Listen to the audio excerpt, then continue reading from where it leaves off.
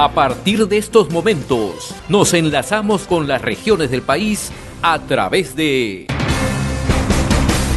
Conexión Perú. Te informamos y te acercamos al Perú.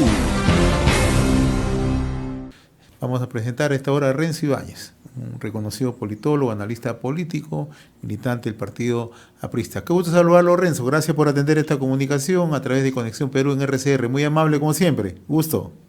Muy buenas tardes. Muchísimas gracias por la invitación y atento a sus preguntas. ¿Cómo ayudamos a entender la situación en la que estamos atravesando en el país? Los últimos días, 20 muertos con azonadas de violencia en varios puntos del país. Esta mañana se conoce la renuncia de 2 ministros de Estado. ¿Qué salidas podemos encontrarle? ¿Hacia dónde vamos?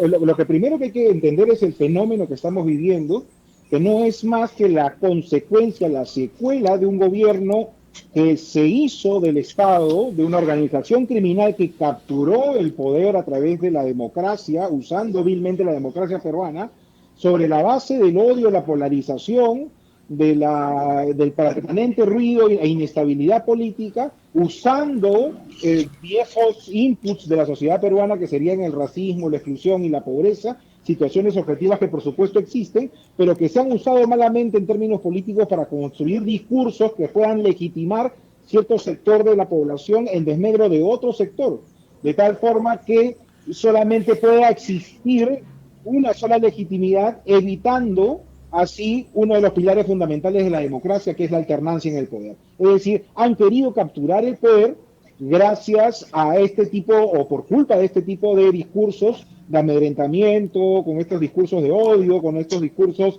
de polarización entre pobres, ricos, entre centralismo limeño y provincias, y eso por supuesto ha sido cebado también con los ingentes presupuestos que se han dado a determinados sectores de la población activistas de corte mucho más radical, como por ejemplo lo que representaba la señora Lourdes Huanca de un lado, o también estos sectores radicales que se insertaron en el Estado a través de las prefecturas, pero también habría que decirlo que hay una serie de elementos, de factores importantes de corte económico y legal que también están detrás de las protestas, como por ejemplo el caso de la minería informal, la minería ilegal, los taladores, estamos hablando de los cocaleros, los narcotraficantes, en fin, estamos hablando de un sistema que también a través de Pedro Castillo quiso capturar el Estado, no necesariamente el poder, sino el Estado, para efectos de seguir con sus negocios sucios.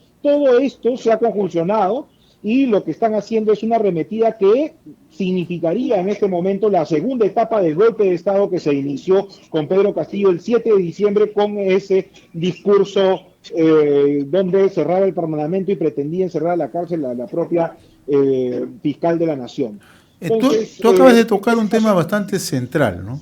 De la manera como Pedro Castillo fue capturando distintos sectores, distintos ministerios, el aparato del Estado, y a partir de allí tiene un elemento que le sirve de resorte justamente, primero, para seguir manejando esta situación de violencia, esta situación de apoyo logístico que hemos visto en los últimos días. Pero también acaba de señalar algo más importante todavía, la plata negra, el dinero negro que viene de la minería ilegal, que viene de la tala indiscriminada, que viene del narcotráfico, hay que decirlo con nombre propio, ¿no?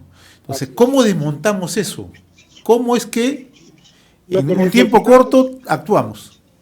Sí, lo que necesitamos es en principio, a ver, todo esto por supuesto no empieza solamente con el 7 de diciembre, con este golpe extrañísimo, totalmente loco, ¿no? Patético, ¿no? Incomprensible, tal vez el más patético e incomprensible de la historia de la República, sino que venía gestándose, como te digo, desde mucho antes, por lo cual hay una reacción en cadena organizada de todos estos grupos que claro, cada uno tiene sus propias microagendas, pero que se han juntado alrededor de determinados atajos cognitivos políticos, como son la Asamblea Constituyente, la poca aceptación de la clase política que se refleja en el rechazo al Congreso, el tratar de generar el caos a través del adelanto de elecciones. Y bueno, de todas maneras el gobierno tenía que ceder en alguno de esos puntos. Creo que es importante lo que se ha dicho, tratar de buscar alguna alternativa dentro del Parlamento para que se puedan adelantar las elecciones, pero eso sí, necesitamos que el gobierno de Dina Boluarte y sus ministros se pongan las manos, no tengan las manos firmes para poder enfrentar este fenómeno, saber que debemos resistir, que esto no va a durar para siempre. Y por supuesto necesitamos también mucha consistencia emocional, psicológica, política por parte de los ministros para que puedan así afrontar esta situación. Ellos, hay que recordarlo, están del lado no solamente de la ciudadanía decente, buena, que quiere sus libertades y quiere que esto prospere, sino que además están del lado de la Constitución y de las leyes. Entonces ellos tienen que defender la Constitución y las leyes y evitar mucho más muertos tratando de buscar las soluciones dentro de la ley y las armas que nos permiten. Y me parece bien el estado de excepción, perdón, de emergencia, de emergencia que ha demandado el gobierno, que me parece que en las otras 15 provincias donde se han determinado el toque de queda, me parece importante. Creo que eso es fundamental para poder avanzar en nuestro camino por redimir a la población, pero sobre todo para rescatar de la posible destrucción a nuestras libertades y nuestra propia democracia. Ahora, otro tema que acabas de plantear tú, que tampoco se puede dejar al margen, es que estamos frente a una arremetida que tiene una agenda cada vez más radical, ¿no? Van a ir por más, como se dice, ¿no? Porque tiene una agenda, sí. Tiene una agenda radical porque evidentemente es una agenda que se ha trabajado hace muchísimo tiempo, se ha empoderado con el gobierno de Castillo y es una agenda que ha sido comprensible para una minoría de peruanos. No todos creo que sean subversivos ni terroristas, ni todos están comprometidos con las economías ilegales del país, pero es cierto que esta gente como asusadora que ha convencido a muchos peruanos a través incluso de las redes sociales, de las fake news, para convencerlos de que efectivamente esa es la única solución para el país, cuando lo que está detrás es simplemente el empoderamiento, el tratar de aplastar las instituciones, aplastar la propia república para que unos pocos puedan acceder al poder y tratar de hacer un estado de corte estalinista. Y eso, por supuesto, a favor de todas las economías de corte ilegal, ¿no es cierto? Entonces, eso está clarísimo. Y lo que necesitamos es que la ciudadanía esté alerta, pero sobre todo que le dé toda la confianza, la legitimidad y el apoyo a sus instituciones armadas, a las fuerzas policiales, a nuestra presidenta Dina Boluarte, que nos guste o no, es la que ha tocado dentro de la asociación constitucional que corresponde, pero además está también un gabinete de ministros que tiene que ponerse los pantalones, que tiene que estar a la altura de las circunstancias, pero que sobre todo que tiene que tener consistencia emocional, psicológica y política para poder abordar estos temas que son de profunda relevancia para la nación, para poder evitar más muertos en este país, que no son además generados por el Estado que se está defendiendo en este momento, sino de todos aquellos que han usado el vandalismo para construir finalmente este estado de caos y así jalar agua para su molino. Ahora, esta mañana el Congreso no aprobó un proyecto de ley de adelanto de elecciones que proponía el proceso de elecciones generales hacia el año 2023, ¿no? O sea, ¿qué puede significar esto, Renzo, ¿no? Naturalmente, si hay una de las instituciones que tiene mayor descrédito es el Congreso, ¿no? Entonces, muchas veces si tú eres politólogo hay que darle una lectura apropiada al momento, ¿no? En algunos casos se tiene que actuar con realismo político. Así es. ¿De qué manera le podemos encontrar una salida cuando hay una resistencia también sistemática de parte de un sector de congresistas? Ajá. A ver, el Congreso también tiene que hacer, por supuesto, su parte. Eso es sin ninguna duda. Los sectores democráticos del país que han entendido de que en estas agendas radicales algo se tiene que ceder para poder avanzar. No vamos a ceder, por supuesto, en la constituyente, no vamos a ceder en el cierre del Congreso Inconstitucional, pero sí podemos adelantar las elecciones de tal manera que podamos poner una agenda que sea lo viablemente mejor para el país, ¿no? Y en este caso, lamentablemente, no creo que podamos llegar hasta el 2024, que sería lo óptimo, trabajando algunas regiones, algunas reformas políticas necesarias, sustanciales, como la bicameralidad, mejorar las circunscripciones, mejorar la calidad del voto, buscar de que efectivamente los representantes y los representados estén mucho más cerca, sino que además necesitamos en este momento de un ejercicio, como tú muy bien decías, de hondo realismo.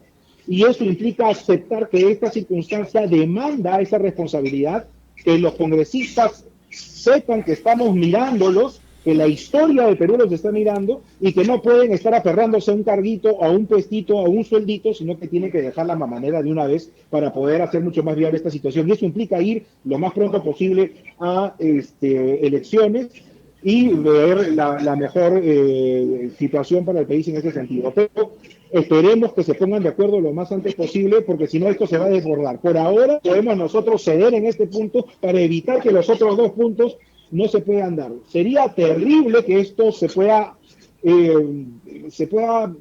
alargar mucho más, porque estaríamos en serio peligro, y sobre todo porque la señora Dina Boluarte, con la cantidad de ministros que vienen renunciando, va a estar mucho más débil, e incluso podría llegar a renunciar, con lo cual entraría el señor Williams, y ahí sí no quisiera imaginar qué es lo que puede pasar, ¿no?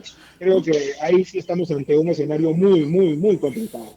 En efecto, ¿no? La situación se torna bastante complicada. Lo que buscamos todos los peruanos es encontrarle la salida que resulte menos traumática, la salida más adecuada, ¿no? Yo, como siempre, te agradezco, Renzo, por esta generosidad que tienes con RCR. Muy amable, como siempre, Renzo. Un fuerte abrazo y fe y esperanza para todos los peruanos, y mucha fuerza y resistencia. De eso se trata. Un fuerte abrazo. Conversábamos con Renzo Ibáñez, politólogo, analista político. Hemos presentado Conexión Perú. Mañana retornamos para seguir informando y acercándote al Perú a través de Conexión Perú.